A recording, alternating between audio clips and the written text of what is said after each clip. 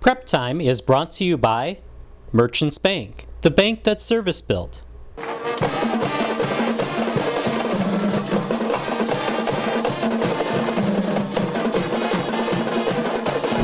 Hello again, everybody, and welcome to Prep Time. I'm Justin Barrientos, and today we begin a two-part series on the recent Athletic Hall of Fame celebrations that were held by both Winona Senior High School and Cotter High School. They were both held on September 21st and both featured some exceptional athletes. We'll start today with Cotter High School. Their celebration was held at the John Ned Recreation Center. The nominees were notified of their induction and then asked to have somebody introduce them. We'll start with Father Donald Lovis, who is an all-state football player and a standout baseball player, and he chose Father Paul Briza, a classmate from his class of 1955, to do the introduction. He was an all-sport athlete. We only had two sports. In the car one day, I'm not sure even who's driving, but I think it was Sid Seacott and Lovis and Cernich and maybe Chapleski. But anyway, somebody said, Briza wants you to go out for football. You're getting kind of big. And I said, I don't know the first thing about football. And they said, well, they said the bad guys wear a different color. All you got to do is hit one. Okay, I could do that, I think. So off we go. But we made a deal. We were going to be, well, we played side by side. He was left guard and left tackle. And we said we would, by the time we were seniors, we would be all state.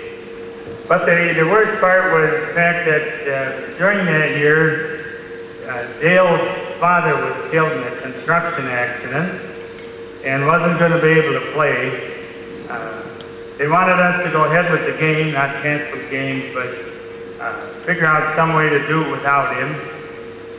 And so Don picks up all the plays that Dale had for center in 2 days.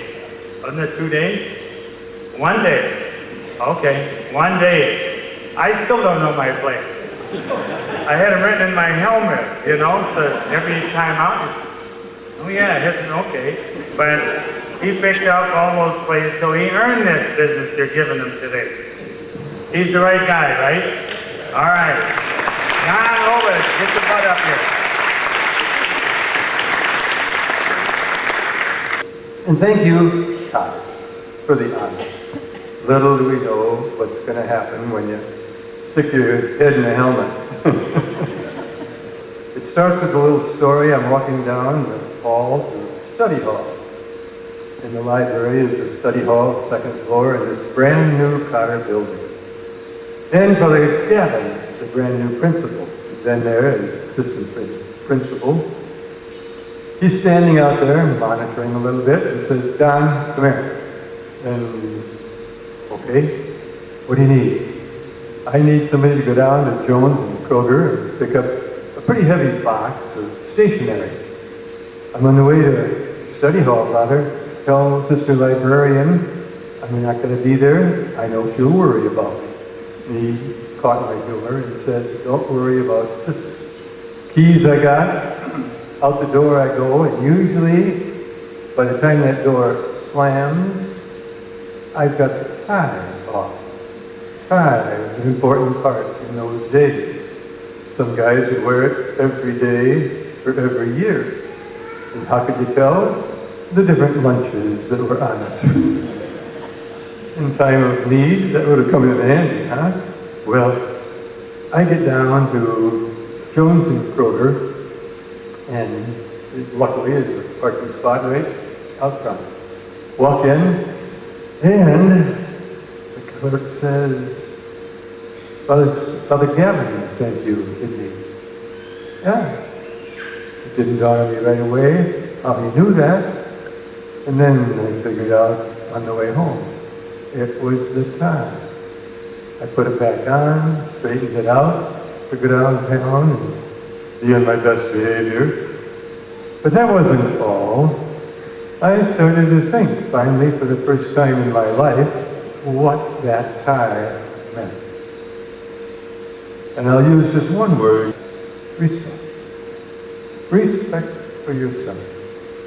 respect for someone else, or something like authority, etc.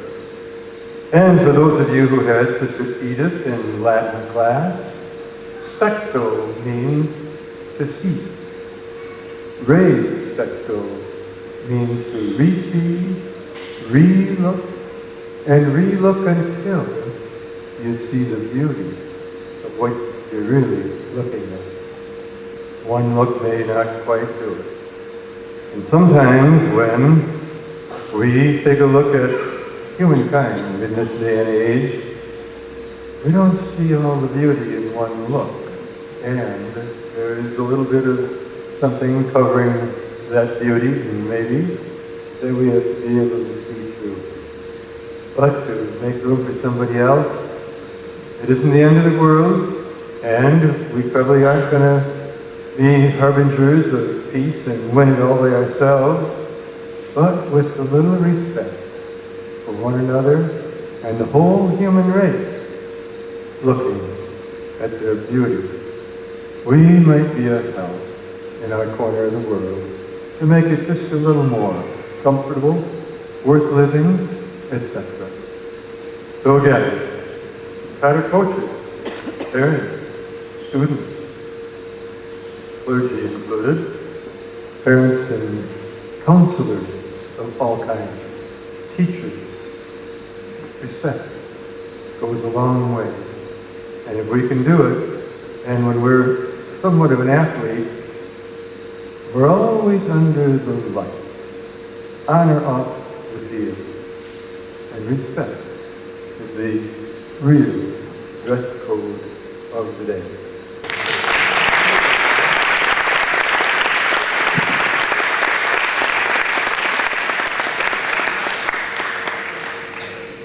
Coming up here on Prep Time, we'll move ahead with the next nominee, Mary Ellen Baisley Sparrow from the Cotter class of 1994.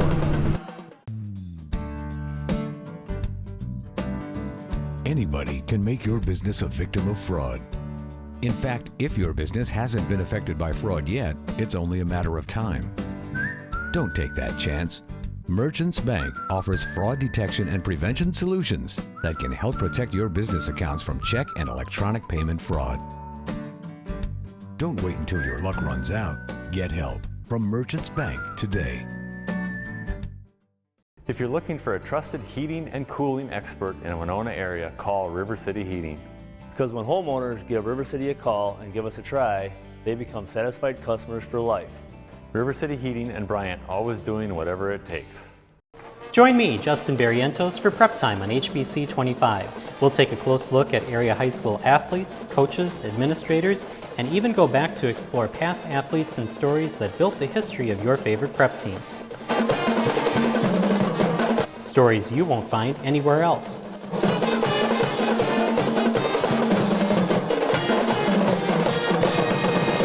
You can catch Prep Time at the following times only on HBC 25.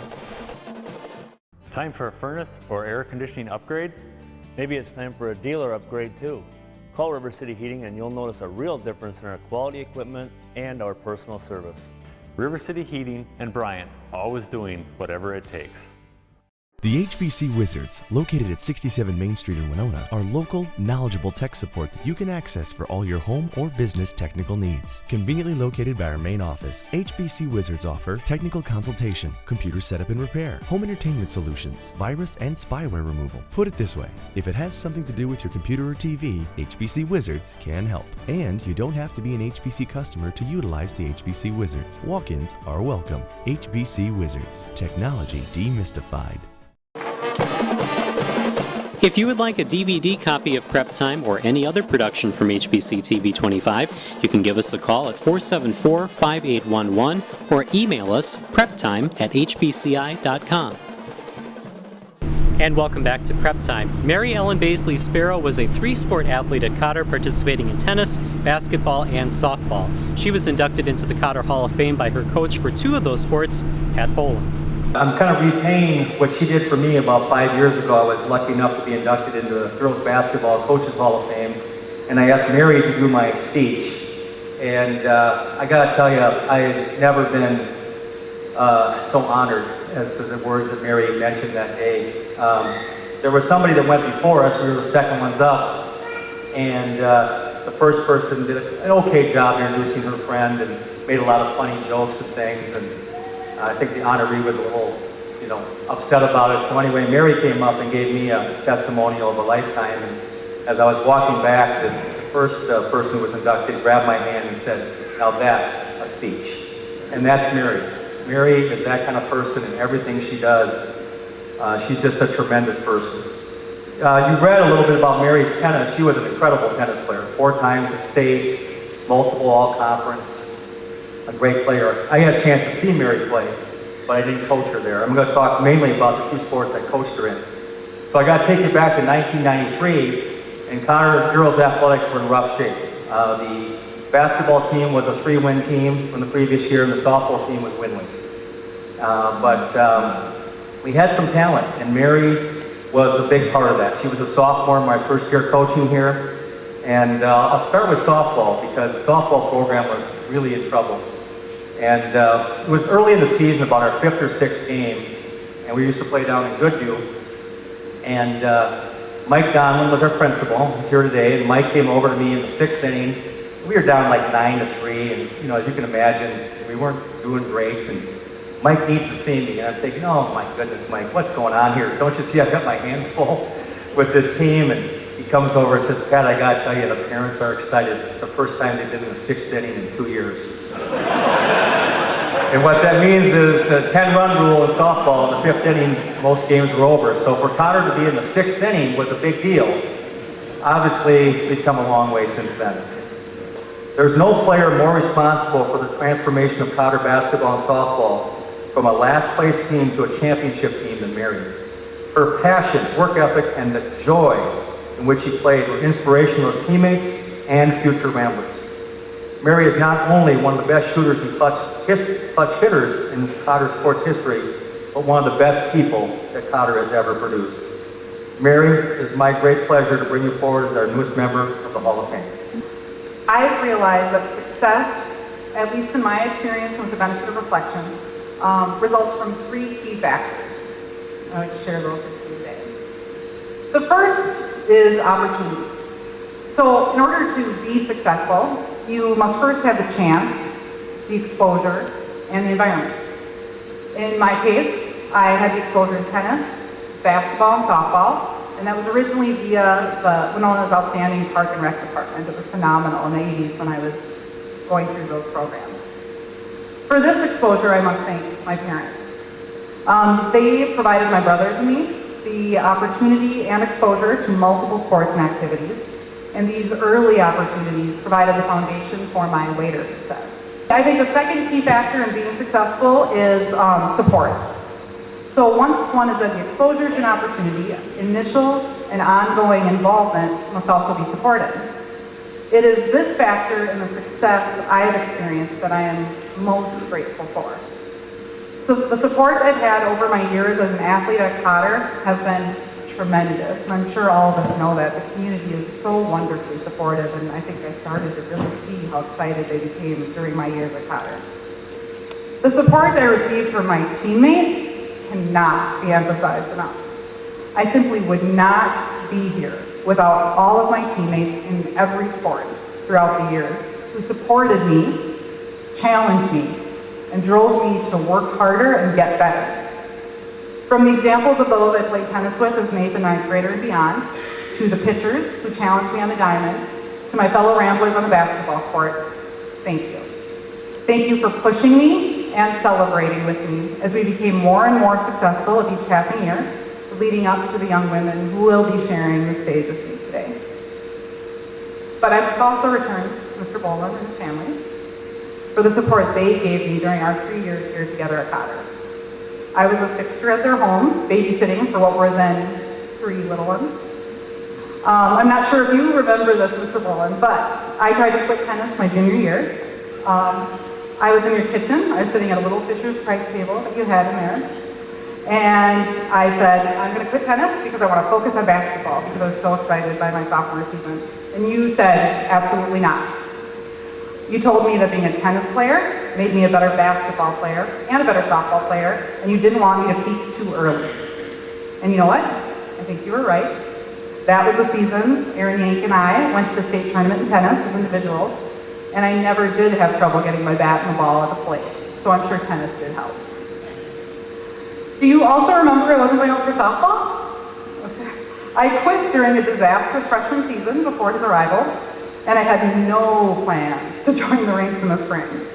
He asked me why not, and I said, it's a pitchers and catchers game, and he was super confused. He's like, what do you mean? And then the translation was it was a walk fest at Cotter. I mean, he didn't get to play, he just stood there until he got 10 runs, and that wasn't very fun. So he said to me in his confident manner, oh, Mary, that's not how it's gonna be with me.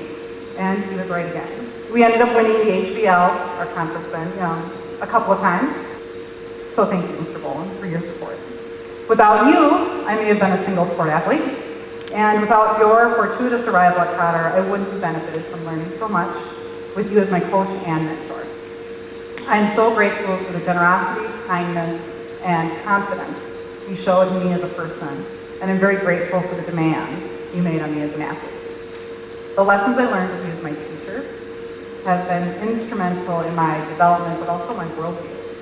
So thank you.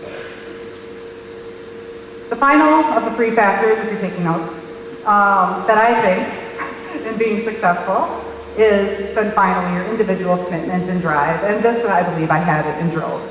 For me, competition in those initial bowling years, fueled by the foundation nurtured by my earlier coaches, was exhilarating. To taste success, to help usher winning seasons in for the first time, was an experience I simply can't describe. When I was living it, it was nothing but a haze of 2-hour practices, 6 days a week, which we never had before Mr. Boland. Long bus trips to Austin and to the cities. But now, again, sharing the stage with the 2003 state championship team, I see the fruit of the opportunity, support, and commitment for me and for Cotter Girls Athletics. So, in conclusion, in accepting this award, I'd like to leave you with just these thoughts. If you accept my definition of success, I just hope that we all take the time to reflect on the opportunities we've all been given and the support that came with those opportunities, so that we can find within each of us the capacity and then the motivation to give others similar opportunities and support, so that others can also be successful in whatever avenue they choose with their own commitment to drive. So, thank you. Coming up here on Prep Time, the final inductee of the Athletic Hall of Fame class of 2013, the 2003 state championship softball team.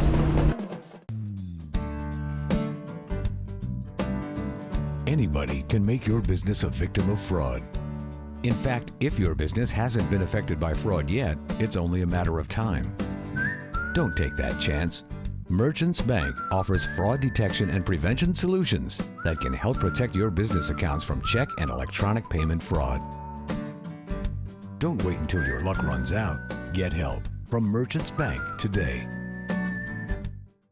Winona Homes was offered a deal from another company. I switched to another company because they made some promises and I was going to get a better rate, so I switched. But when she tried their deal, she ran into some issues. The other company that I was with wasn't local. You couldn't even get somebody to come to your office. At HPC, customer service is our #1 priority for your business. Let's just say Jenny is a lot happier now. I have never had such fast customer service. To see how HBC can help your business, call Melanie at 474-5802. Be sure to check out US Golf TV, where you are going to see golf products that you have never seen before. You're also going to see golf tips from some of the leading instructors around the country that are truly changing the way people are teaching the game and challenging the status quo. Also, you're going to see fitness tips that are revolutionizing the way PGA Tour pros are training their body and swinging the golf club. If you want something different, if you're looking for some new information, US Golf TV has it. Be sure to check your local listings. US Golf TV, we've got you covered. A state-of-the-art fiber optic network. Sure, you've all heard that. But what does it mean? Well, if you're an HBC customer, it's television in crystal clear high definition and whole home DVR, blazing fast internet speeds, perfect for gaming or movies, phone service with your choice of features, including unlimited long distance. And now, HBC has expanded service throughout much of southeast Minnesota. Call today and see what it's like to be on a state-of-the-art fiber optic network with a local company receiving national recognition for their service. If you have a question or comment about this or any other Prep Time show, or you have a story idea that you think that we should cover, you can always email us at preptime@hbci.com. We'd love to hear your comments and your story ideas. And welcome back to Prep Time. The 2003 Cotter softball team was the first team in their sport to bring home a state championship and the 7th team inducted into the Cotter Athletic Hall of Fame. Here's the coach of that team, Pat Boland. 2003 softball team is very special to me. As Mary mentioned, we started at the bottom, but we quickly kind of moved forward with our program, winning conference championships literally every year and making it to state most years. I think 9 of 10 at one point. And but we just couldn't quite get over the top. Our 2001 and 2002 teams were very good teams, and in both years we stumbled in the semifinal game of the state. And both years we regrouped the next day to win the 3rd place championship. And you know, the first one was kind of fun and we felt good about it, but the one in 2002, despite being the 3rd best team out of 128 teams, left kind of a sour taste in our mouth. And 2003 was going to be the year. It was going to be the year we finally got over the top. We returned nearly our entire team, and we set out on a journey together. And as every year, there were some really good teams in our section. So just to make it to state, you know, we started taking it for granted a little bit, but just to make it to state was difficult. We had a 1-0 win over St. Charles in the playoffs. We had a exhilarating win over Pine Island as well in the playoffs. We played some really good teams, so just to make it was such a great honor, but we got back again, and I really felt, I think every year our team was determined to win it, but this team just had a little something special about them, maybe that chip on their shoulder. They just wanted to finally complete the job. And we were very well aware at the time that every banner in the gym was boys sports. There was no girls state championship team at Cotter High School's history at that point. And the girls quite often talked about putting the banner up in this gym.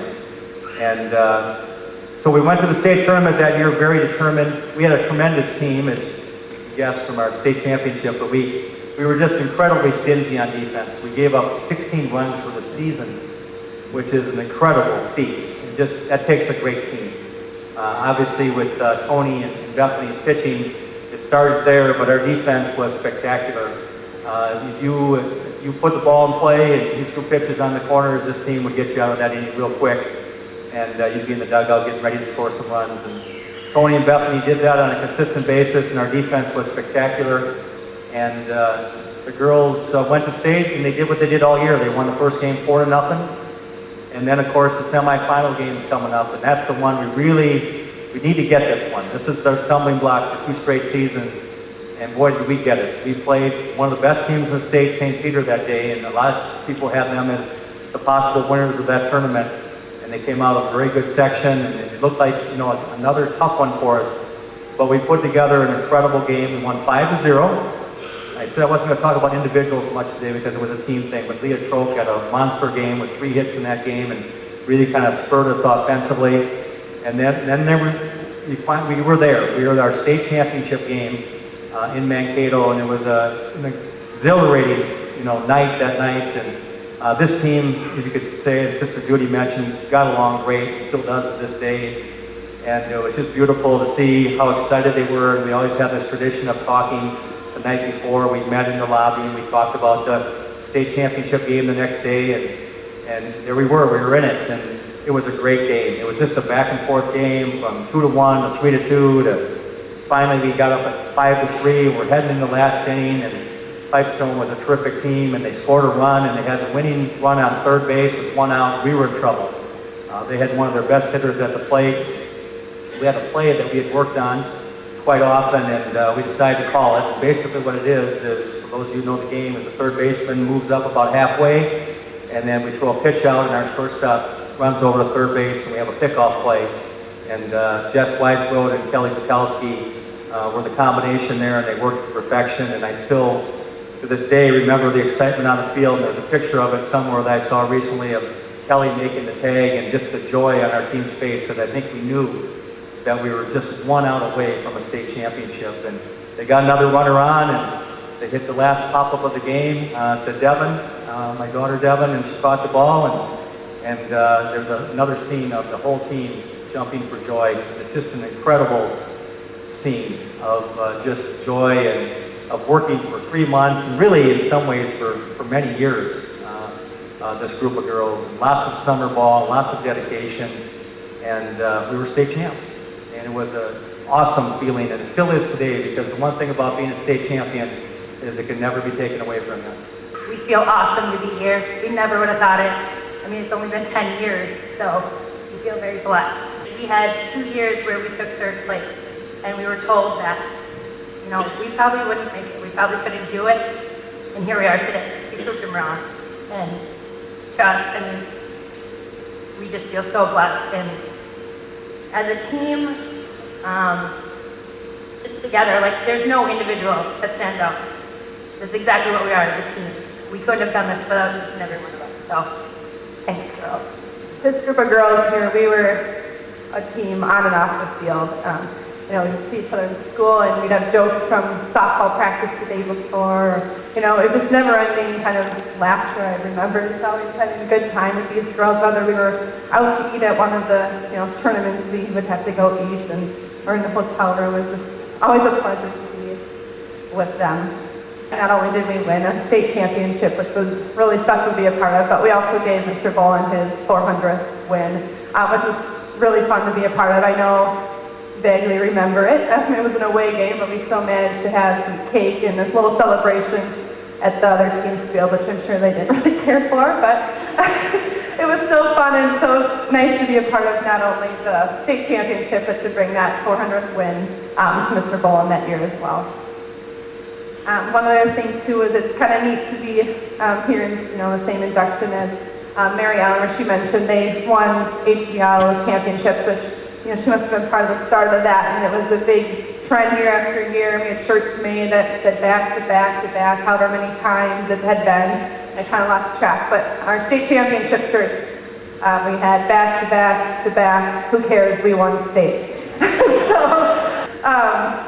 The last thing I'm going to talk about is kind of a little memory as well as some advice for the future teams, the current team and any future teams here that you can bring back to your teammates that aren't here today.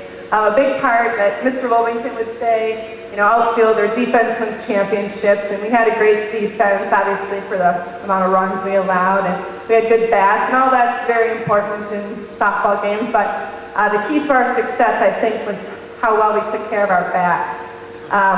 We had a blue Mikan bat that was like our prized possession, and everybody loved that bat. It got lots of people good hits and home runs and whatnot, but, you know, our bat would just go in the into the shed and with the dust and the bat bag. Our bat could be found snuggled between Leah Trophy and Kelly Klein in their hotel bed at our tournaments. So, you know, if you are wondering why your bats might not be getting you all the hits that you're wanting, try snuggling with it at bedtime. You might have a little bit more luck getting those hits out of it. So we're very honored to be here. I couldn't have asked for a better group of ladies to play softball with, and, you know, the coaching staff and all the parents and fans that came with to all the games and the state tournament. Just had nothing but great memories. So thank you, everyone. That's all the prep time that we have for you today. Thank you for joining us. I'm Justin Barrientos, and we'll see you next time.